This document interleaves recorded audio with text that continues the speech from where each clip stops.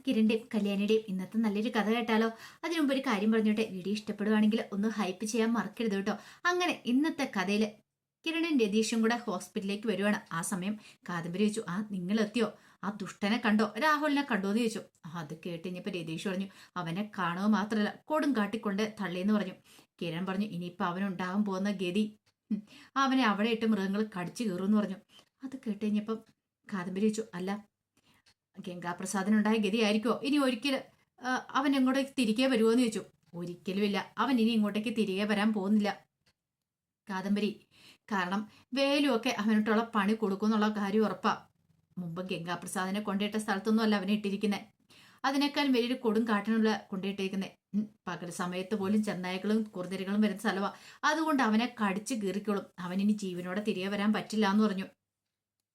അത് കേട്ടുകഴിഞ്ഞപ്പം കാദംബരി പറഞ്ഞു, അങ്ങനെ തന്നെ വേണം, അവന് ശിക്ഷ കിട്ടണം. ഈ പറയണേ വേറൊരുത്തനും കൂടെ ഉണ്ടല്ലോ, വിക്രം എന്ന് പറയുന്ന എൻ്റെ സഹോദരൻ. കിരൺ പറഞ്ഞു, അതെ, ഗംഗാപ്രസാദിന്റെ കാര്യത്തിൽ ഒരു തീരുമാനമായി. ഇനി അതുപോലെ തന്നെയാണ് രാഹുൽ എന്ന് പറയുന്ന ദുഷ്ടനും. അപ്പോഴേക്കും കാദംബരി പറഞ്ഞു, രാഹുൽ പിന്നെ ഇങ്ങനെ ആ കാരണമുണ്ട്. കാരണം ഉള്ള സ്വത്തുക്കളൊക്കെ നഷ്ടപ്പെടുവോ? കാരണം സരയു കൺസ്ട്രക്ഷനും നോക്കി നടത്തിയിരുന്ന അയാളായിരുന്നല്ലോ. പെട്ടെന്നൊരു സമയം അതൊക്കെ നഷ്ടപ്പെടുമോ എന്നൊരു ചിന്ത വന്നു കഴിഞ്ഞപ്പോഴാണ് എല്ലാ ദുഷ്ടകത്തരങ്ങളും കാണിച്ചു കൂട്ടിയത്. പക്ഷെ എൻ്റെ സ്വന്തം ചോരയായ വിക്രമോ, അവൻ ചെയ്ത എന്താ? അവന് കുഞ്ഞുനാളിലെ മുതല് എല്ലാ സുഖസൗകര്യം കൂടി വളർന്നാണ്. ഞങ്ങൾ പെൺമക്കളൊക്കെ ദുരിതാനുഭവിക്കുന്ന സമയത്ത് അവനെ നല്ല രീതിയിലാ അച്ഛനും മുത്തശ്ശിയൊക്കെ വളർത്തിക്കൊണ്ട് വന്നേ. എന്നിട്ട് ഒടുവിലോ അവൻ ഇങ്ങനെയായി തീർന്നില്ലേ? അവനെയും വെറുതെ വിടല്, പുറത്തിറങ്ങി കഴിഞ്ഞിട്ടുണ്ടെങ്കിൽ അവനിട്ട് പണി കൊടുക്കണമെന്ന് പറഞ്ഞു. അപ്പോഴേക്കുമാണ് ഡോക്ടർ അങ്ങോട്ടേക്ക് ഇറങ്ങി വരുന്നത്. ഡോക്ടർ വന്നിട്ട് ചോദിച്ചു, കിരൺ എവിടെയായിരുന്നു എന്ന് ചോദിച്ചു. കുറച്ച് സമയമായിട്ട് കണ്ടില്ലല്ലോ, കല്യാണിക്ക് ബോധം വീണ സമയത്ത് കണ്ടില്ലായിരുന്നല്ലോ എന്ന് പറഞ്ഞു. അത് പിന്നെ ഞാൻ ആ കല്യാണിയെ അങ്ങനെ ആക്കി ദുഷ്ടനുണ്ടല്ലോ, അവനെ അന്വേഷിച്ച് പോയതാന്ന് പറഞ്ഞു. പെട്ടെന്ന് ഡോക്ടർ ചോദിച്ചു, എന്നിട്ട് അയാളെ കണ്ടെത്തിയെന്ന് ചോദിച്ചു. ആ സമയം രതീഷിനെ ഒന്ന് നോക്കി കിരൺ. പിന്നീട് കിരൺ പറഞ്ഞു, ഇല്ല, അവനെ കിട്ടിയില്ല, അവനെന്റെ കയ്യിൽ കിട്ടും, ഞാൻ വെറുതെ വെച്ചേക്കില്ല ഡോക്ടറെ എന്ന് പറഞ്ഞു. പിന്നീട് ചോദിച്ചു, ഇപ്പൊ കല്യാണിക്ക് എങ്ങനെയുണ്ട്? ബോധം വീണിട്ടുണ്ടായിരുന്നു, പക്ഷെ ഇപ്പൊ മയക്കത്തില്ല. അല്ല, എനിക്കൊന്ന് കയറി കാണാൻ പറ്റുമോ? പോരെ, എന്നോടൊപ്പം പോരാൻ പറഞ്ഞു. അങ്ങനെ ഡോക്ടറോടൊപ്പം കിരൺ അങ്ങോട്ട് കയറി ചെന്നു. കല്യാണി കിടക്കുന്നുണ്ടെങ്കിൽ ഇപ്പൊ കിരണിന് സങ്കടം സഹിക്കാൻ പറ്റില്ല. കിരണിന്റെ കണ്ണൊക്കെ നിറഞ്ഞൊഴുകുമായിരുന്നു.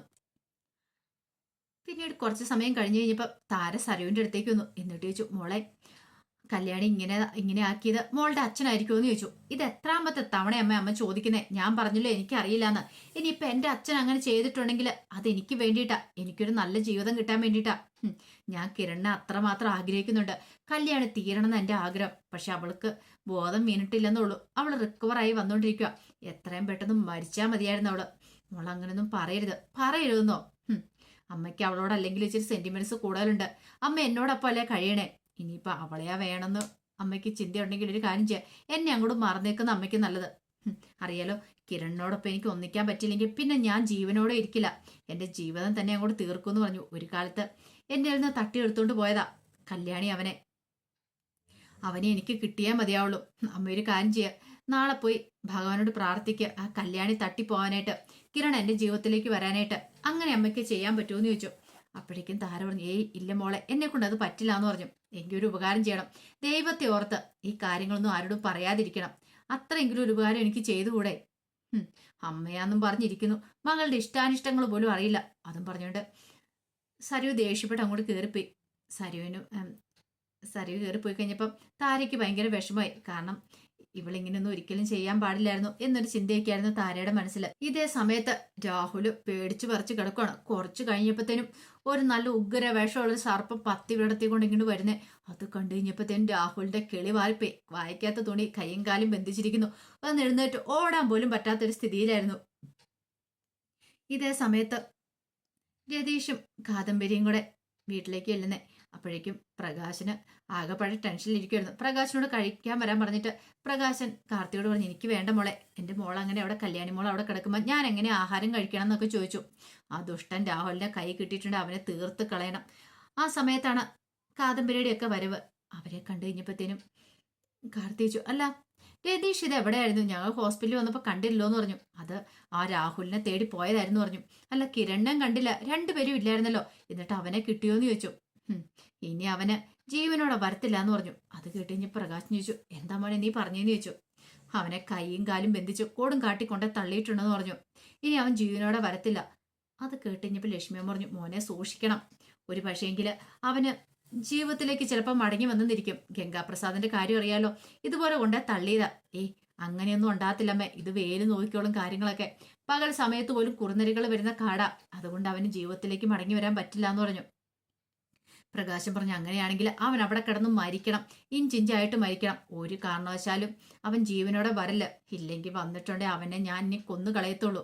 അത്രയ്ക്ക് ദേഷ്യമുണ്ട്. എൻ്റെ മോൾക്ക് എന്തെങ്കിലും സംഭവിച്ചിട്ടുണ്ടായിരുന്നെങ്കിൽ പിന്നെ എന്നും പറഞ്ഞുകൊണ്ട് പ്രകാശം ദേഷ്യപ്പെട്ട് അകത്തേക്ക് അങ്ങോട്ട് കയറി പോവാണ്. പിന്നീട് പിറ്റേ ദിവസമായി കഴിഞ്ഞപ്പോൾ സരിയോ കണ്ണാടിക്ക് മുന്നിൽ നിന്ന് ഒരുങ്ങുവാണ്. അപ്പോഴേക്കും താര വന്നിട്ട് ചോദിച്ചു, ഇത് എങ്ങോട്ടാന്ന് ചോദിച്ചു. ഹോസ്പിറ്റലിൽ വരെ ഒന്ന് പോകണം, കിരണിനെ ഒന്ന് കാണണം. അവിടെ ചെന്നാൽ കിരണിനെ കാണാലോ. അതുകൊണ്ട് ഞാനൊന്ന് ഒരുങ്ങിയതാ. എന്റെ സൗന്ദര്യം നോക്കാനൊന്നും അവന് ഈ സമയത്ത് സമയമില്ലായിരിക്കും, കാരണം കല്യാണിയെക്കുറിച്ചുള്ള ചിന്തകളല്ലേ. എങ്കിലും സാരമില്ല, അവന്റെ മുന്നിലേക്ക് ചെല്ലുമ്പോൾ എനിക്ക് മാക്സിമം ഒരുങ്ങി ചെല്ലണം, അതാ എന്റെ ഇഷ്ടം എന്ന് പറഞ്ഞു. ആ സമയം താരയ്ക്ക് ഭയങ്കര സങ്കടമായിപ്പോയി. അപ്പോഴേക്കും സരി പറഞ്ഞു, നിങ്ങൾ എന്തിനാ വിഷമിക്കണേ? ആ കല്യാണി എന്ന് പറയുന്നവള് ചെറുപ്പകാലത്ത് കുറെ ദുഃഖങ്ങളൊക്കെ അനുഭവിച്ചിട്ടുണ്ട്. പക്ഷെ അതിന്റെ ഇരട്ടി സന്തോഷം അവള് ഈ ജന്മത്തിൽ അനുഭവിച്ചു കഴിഞ്ഞു. സുഖവും ദുഃഖമായിട്ട് ഇനി അവള് തീർന്നാലും സങ്കടപ്പെടേണ്ടതില്ല. പക്ഷെ ഇപ്പൊ ഞാൻ അനുഭവിച്ചുകൊണ്ടിരിക്കണോ, എനിക്ക് എപ്പോഴും സങ്കടം മാത്രമേ ഉള്ളൂ. അവിടെ നിന്ന് എനിക്ക് കര കയറിയാൽ മതിയാവുള്ളൂ. കിരണിനെ എനിക്ക് കിട്ടിയാലേ സന്തോഷം ആവത്തുള്ളൂ. അതിനുവേണ്ടി നിങ്ങളൊന്ന് പ്രാർത്ഥിക്കാൻ നോക്ക്. ഞാൻ എന്തായാലും അങ്ങോട്ടേക്ക് പോവുക. അത് കേട്ടപ്പോൾ താരുടെ മുഖമൊക്കെ അങ്ങോട്ട് മാറി. നിങ്ങൾ മുഖം വീർപ്പിച്ചിരിക്കേണ്ട കാര്യമൊന്നുമില്ല. അവള് മരിക്കാൻ വേണ്ടിയിട്ട് പ്രാർത്ഥിക്കും, അത് ഉറപ്പായിട്ട് നടക്കുക തന്നെ ചെയ്യും. അതും പറഞ്ഞിട്ട് സരയു നേരെ ഹോസ്പിറ്റലിലേക്ക് ചെന്നു. അങ്ങനെ ചെന്ന് കഴിഞ്ഞപ്പോഴത്തേനും കിരണ ഐസുവിന്റെ ഫ്രണ്ടിലുണ്ടായിരുന്നു. കിരണിനെ കണ്ടു കഴിഞ്ഞപ്പോൾ സങ്കടം അഭിനയിച്ച് സരയു വെച്ചു, എങ്ങനെയുണ്ട് കിരണെ? കല്യാണിക്ക് എങ്ങനെയുണ്ട്? കുഴപ്പമില്ലെന്നാ ഡോക്ടർ പറഞ്ഞ്. ബോധം വീണു, പക്ഷെ ഇപ്പോഴവള് മയക്കത്തിലാന്ന് പറഞ്ഞു. അല്ല, എനിക്കൊന്ന് കയറി കാണാൻ പറ്റുമോ? ഇപ്പൊ അവള് മയങ്ങുക സരയു എന്ന് പറഞ്ഞു. എന്നാലും രക്ഷപ്പെട്ടല്ലോ എന്നൊക്കെ ഇങ്ങനെ സരയു പുറമേ പറയണം. പക്ഷെ സരയുവിന്റെ ഉള്ളു കത്തിക്കൊണ്ടിരിക്കുക. അവള് ജീവിതത്തിലേക്ക് മടങ്ങി വരില്ലെന്നായിരുന്നു ആഗ്രഹം, പക്ഷെ അത് നടന്നില്ലല്ലോ. അപ്പോഴേക്കും സരയു ഒരു നിമിഷം ആലോചിച്ചിട്ട് കിരണിനോട് ചോദിച്ചു, അല്ല അങ്ങേരെ കാണുവാൻ പറ്റോ ചെയ്തോ ആ രാഹുൽ എന്ന് പറയുന്നവനെ? കണ്ടു. കണ്ടോ? അത് കേട്ടപ്പോ സരയുലൊരു ഞെട്ടലുണ്ട്. എന്നിട്ട് എന്താവാനായിട്ട്? അവൻ ഇനി ഒരിക്കലും വരില്ല എന്ന് പറഞ്ഞു. അപ്പൊ ഇനിയിപ്പൊ തന്റെ അച്ഛനും ഇവനെങ്ങാനും കൊല്ലുവാൻ പറ്റോ ചെയ്തോ? പക്ഷെ ആ മുഖഭാവം കാണിക്കാൻ പറ്റില്ലല്ലോ. പെട്ടെന്ന് സരയു എന്ത് ചെയ്തു, ആ ഭാവപ്രകടനങ്ങളൊക്കെ അങ്ങോട്ട് മാറ്റി. എന്നിട്ട് സങ്കടം അഭിനയിച്ചുകൊണ്ട് പറഞ്ഞു, എന്താണെങ്കിലും കല്യാണി രക്ഷപ്പെട്ടല്ലോ, അതെനിക്ക് സന്തോഷമുണ്ട്. പിന്നെ ആ ദുഷ്ടനായ എൻ്റെ അച്ഛനെ കണ്ടുകിട്ടിട്ടുണ്ടെങ്കിൽ വെറുതെ വിടല്ലേ കിരണെ, തീർത്ത് കളഞ്ഞേക്കണമെന്ന് പറഞ്ഞു. അതെ, അതങ്ങനെ തന്നെ ഉണ്ടാവും എന്ന് പറഞ്ഞു. അല്ല, ആ ഗംഗാപ്രസാദിന്റെ വിവരമൊന്നും അറിയത്തില്ലോ. അത് കേട്ട് കഴിഞ്ഞപ്പോഴത്തേനും കിരണും പറഞ്ഞു, അവന്റെ കഥയും തീർന്നു കാണുമായിരിക്കും. അവനെ ആരെങ്കിലും തല്ലിക്കൊന്നു കാണുമായിരിക്കും. ഇത്രയൊക്കെ ദുഷ്ടത്തരങ്ങൾ ചെയ്തല്ലേ. പിന്നെ രാഹുൽ എന്ന് പറയുന്നവൻ കുറെ കാലമായി കളിക്കാൻ തുടങ്ങിയിട്ട് ഇനി അങ്ങനെ വെറുതെ വിട്ടിട്ട് കാര്യമില്ല. ദുഷ്ടന്മാരെ പന പോലെ വളർത്തുന്നതിൽ അർത്ഥമില്ല. അപ്പൊ തന്നെ തീർത്ത് കളയണമെന്ന് പറഞ്ഞു. അത് കേട്ട് കഴിഞ്ഞപ്പം സരയു ഇങ്ങനെ ഒരു നിമിഷം ആലോചിക്കുകയാണ്. തന്റെ കള്ളത്തരങ്ങളൊക്കെ എങ്ങനെ ഇവൻ പിടികൂടിയിട്ടുണ്ട്, അതോടുകൂടി തീർന്നു. പിന്നീട് സരയുനോട് ചോദിച്ചു, അല്ല നീ വന്നതല്ലേ ഉള്ളൂ, നീ കുറച്ചേരം കഴിഞ്ഞിട്ടല്ലേ പോകുന്നുള്ളൂ? അതെന്താ, എനിക്ക് അത്യാവശ്യമായിട്ട് ഒരിടം വരെ പോകേണ്ടതുണ്ടെന്ന് പറഞ്ഞു. ഞാൻ ഇവിടെ നിൽക്കണോടാന്ന് ചോദിച്ചു. നീ നിൽക്കാൻ പറഞ്ഞു. അപ്പോഴാണ് കാദംബരി വരുന്നത്. കാദംബരി വന്നല്ലോ, നിങ്ങൾ ഇവിടെ നിൽക്കുക എന്നും പറഞ്ഞുകൊണ്ട് കിരൺ അങ്ങോട്ടേക്ക് പോയി. കാദംബരി പറഞ്ഞു, നിന്റെ അച്ഛന് കിട്ടിയതൊന്നും പോരല്ലേ? ആ ദുഷ്ടം വീണ്ടും ഇറങ്ങിയിരിക്കുക. എത്ര കിട്ടിയാലും പഠിക്കില്ല. അങ്ങനെ തീർത്ത് കളയേണ്ട സമയം കഴിഞ്ഞു. അത് കേട്ട് കഴിഞ്ഞപ്പോൾ സരയു മനസ്സിൽ പറഞ്ഞു, പറ്റിയ ആളെ ഇതൊക്കെ പറയണേ, ഇവൾക്ക് ഇതിനുള്ള എന്ത് യോഗ്യതയുള്ളേ എന്നൊക്കെ ഇങ്ങനെ സരയു മനസ്സിൽ ആലോചിക്കുകയാണ്. കുറച്ച് കഴിഞ്ഞപ്പോൾ കിരൺ ചന്ദ്രസേനെ രൂപയും കാണാൻ അങ്ങോട്ട് ചെല്ലുവാണ്. അപ്പോഴേക്ക് ഷാരു ഓടി ഇറങ്ങി വന്നിട്ട് ചോദിച്ചു, എന്തായി മോനെ കാര്യങ്ങള്? മോൾക്ക് കുറഞ്ഞോ? കല്യാണി മോൾക്ക് എങ്ങനെയുണ്ടെന്നൊക്കെ ചോദിച്ചു. മിണ്ടരുത് നിങ്ങള് എല്ലാരും കൂടെ ചേർന്നിട്ട് എനിക്കിട്ട് പണി തന്നിട്ട് എന്റെ കല്യാണിയെ കൊല്ലാൻ ശ്രമിച്ചിട്ട്. മോനെ അങ്ങനെയൊന്നും പറയരുത്. അങ്ങേര് ഇവിടെ വന്നു കഴിഞ്ഞപ്പോ ഞാൻ ആട്ടി ഇറക്കിയതാ.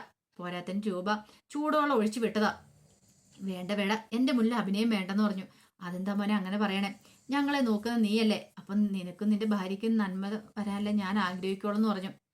അപ്പോഴേക്കും ചന്ദ്രസേനും രൂപ അങ്ങോട്ട് ഇറങ്ങി വന്നു. രൂപ ചോദിച്ചു, എന്തായി മോനെ, കല്യാണി മോൾക്ക് എങ്ങനെയുണ്ട്? ഭേദമുണ്ട്, ബോധം വീണ് കിട്ടിയെന്ന് പറഞ്ഞു. അതുകൊണ്ട് പേടിക്കാനില്ല ഡോക്ടർ പറഞ്ഞു. അത് കേട്ടപ്പോൾ രൂപ പറഞ്ഞു, ഞാൻ അങ്ങോട്ടേക്ക് വരാതിരുന്നേ, മോൾ ആ കിടപ്പ് കിടക്കുന്ന കാണാൻ എനിക്ക് ആഗ്രഹമില്ലാത്തതുകൊണ്ടാ. ഇപ്പോഴെനിക്കൊരു സമാധാനമായെന്ന് പറഞ്ഞു. അത് കേട്ട് കഴിഞ്ഞപ്പോൾ കിരൺ പറഞ്ഞു, വിഷമിക്കൊന്നും വേണ്ട അമ്മയെന്ന് പറഞ്ഞു. ഷാരി പറഞ്ഞു, എന്നാലും പാവം കല്യാണി മോള്. രൂപ പറഞ്ഞു, നീ മിണ്ടരുത്. നിന്റെ ഭർത്താവിൻ്റെ ഒക്കെ ദുഷ്ടതകൾ കാണണം ഇപ്പൊ ഇങ്ങനെയൊക്കെ. ഇനി ഒരക്ഷരം പോലും നീ മിണ്ടിപ്പോയേക്കളെന്ന് പറഞ്ഞ് ശാരിയോട് ദേഷ്യപ്പെടുവാണ്. അപ്പോഴേക്കും കിരൺ ചന്ദ്രസേനെ വിളിച്ചു. അച്ഛ ഇങ്ങോട്ടേക്ക് ഒന്ന് വന്നേ, എനിക്ക് അച്ഛനോട് കുറച്ച് കാര്യങ്ങൾ സംസാരിക്കാനുണ്ടെന്ന് പറഞ്ഞിട്ട് അകത്തേക്ക് അങ്ങോട്ട് കയറ്റിക്കൊണ്ട് പോവാണ്. അപ്പൊ അതിന്റെ വിശേഷങ്ങളൊക്കെ എന്ന് കാണുന്നേ. ഇതിന്റെ ബാക്കി വിശേഷങ്ങളുമായിട്ട് വൈകുന്നേരത്തെ പ്രൊമോയി വരാട്ടോ. ഒരിക്കൽ കൂടി എല്ലാവർക്കും ശുഭദിനം നേർന്നുകൊണ്ട് നിർത്തുന്നു. നന്ദി.